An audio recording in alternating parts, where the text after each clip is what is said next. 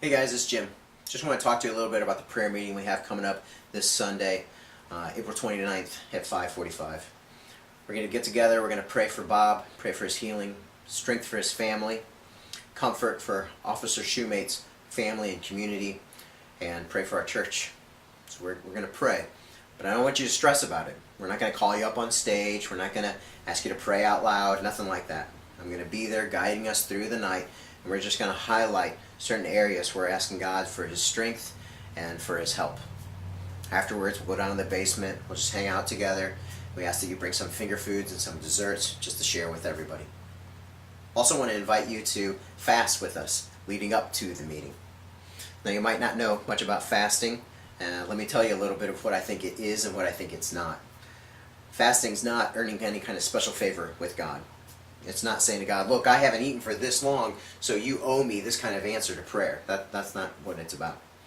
Fasting is not an upgraded prayer. It's not like you're saying, okay, I'll take the number 4 prayer and let's go ahead and supersize it with a fast. That's not what's happening. We're not boasting about what we're doing. We're not earning anything. God answers His prayers, our prayers, because He's gracious, and because He's good, because He loves us, because He's our Father who loves to give good things to His children. In the Bible, fasting is always connected with prayer, so I think that it's helpful. And there's a couple ways I think it's helpful. One thing is I think when we deny the physical, we're able to feed the spiritual. I think it's helpful because we can set aside distractions in order to focus more on God and what we're asking from Him. You might think, wait a minute, Jim, time out. Like, if I don't eat, I'm going to get hungry. And that's going to be really distracting me when I pray. That might be true. But I think what you'll find out is that those times that you're hungry, you'll be reminded of why you're not eating, why you're fasting. And it will remind you to pray. Pray for Bob, pray for our family, pray for our church, pray for our community, for strength and healing. So you'll see that fasting actually gives us more focus on prayer and reminding us that we are absolutely dependent upon God. That we can go for a little while without food, but we need God every moment. And fasting is a way to express that. Now some of you shouldn't fast. I mean, if you're pregnant or if you're nursing a child, if you're on medication or you have health issues, please don't fast. If you're curious about it, you have any questions, check with your doctor. Find out what their advice is and then follow their advice.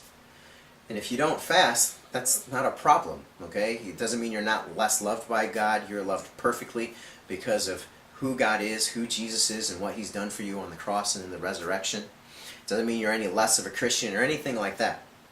We're just inviting you to maybe consider skipping a meal on Sunday lunch, or maybe Sunday breakfast and lunch, or starting sometime Saturday night. How you participate is up to you. It's your choice, what you're going to do within this. We just want to invite you to join with us with some fasting, if that's what you choose, and with some prayer at our meeting.